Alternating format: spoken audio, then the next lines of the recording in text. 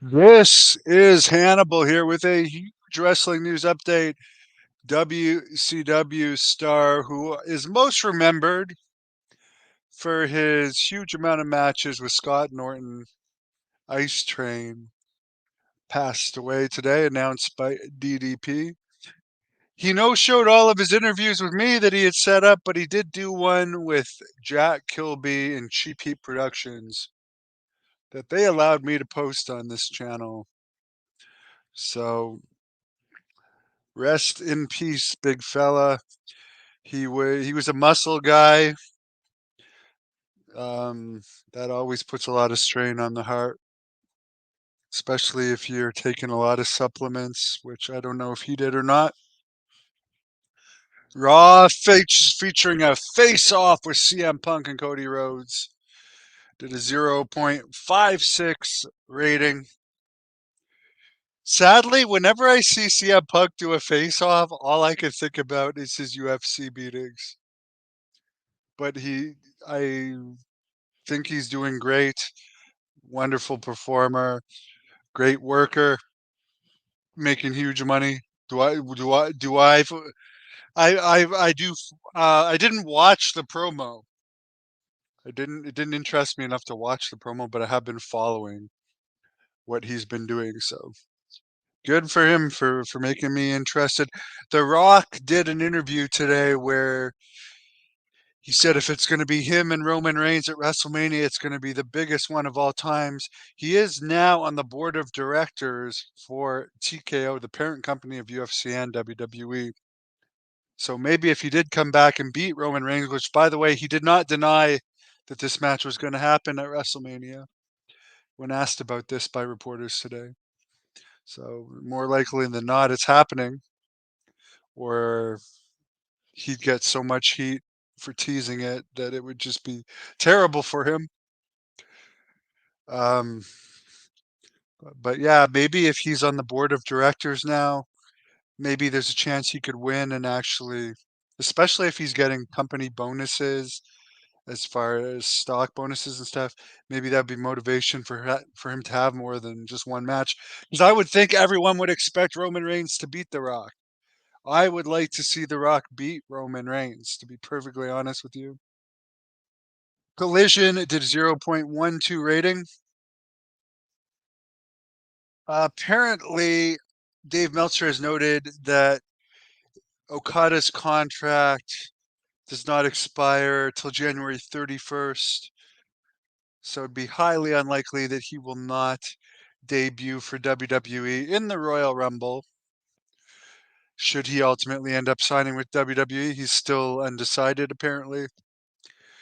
But I would think that there could be deals made where he could be in the Royal Rumble. They'd really want him there. As far as non-Smart Mark fans, like me, for instance, I guess you could consider me a Smart Mark, but I have zero interest in Okada other than apparently he's the biggest star of Japan and both WWE and AEW are fighting for him. That interests me, but do I, am I going to be that interested in watching him wrestle for WWE before his first match or two? Time will tell. Time will tell. Give him the benefit of the doubt. All I know is all these Japanese guys are not helping AEW attendance, which is just doing brutal attendance. And that's just because it's hard to identify with these Japanese guys that can barely speak English. And I don't know, you just can't get into the characters much. They do a different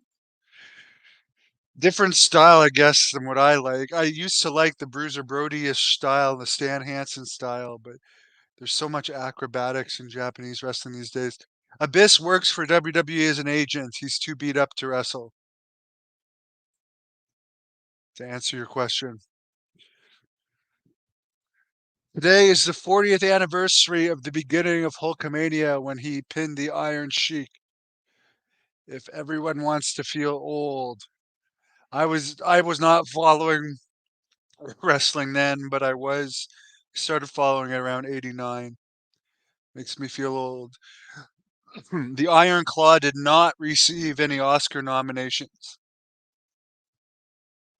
Does not surprise me, honestly. I found the movie disappointing.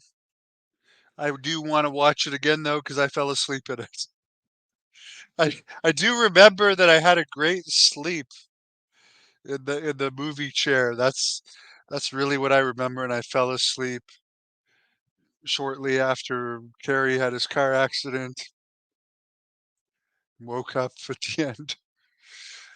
Rob Van Dam, who I had on as a guest last week, has said on his podcast that Mike Awesome's wife put the kibosh on the Dark Side of the Ring episode. I don't blame her. Those producers can be complete assholes. Cora Jade of WWE has had surgery related for his torn ACL, her torn ACL.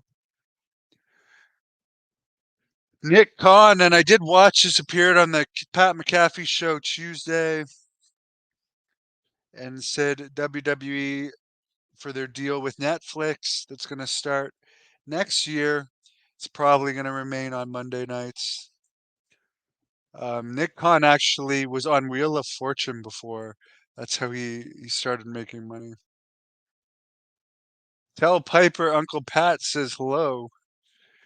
Yeah, but Piper always he accused Lord Alfred Hayes of tapping him on the head with his dick in a dressing room when he was younger. And he said something happened with uh, with Pat Patterson. Chris Masters is the WWC Universal Champion. That's meaningless now. Do they even run regular shows anymore?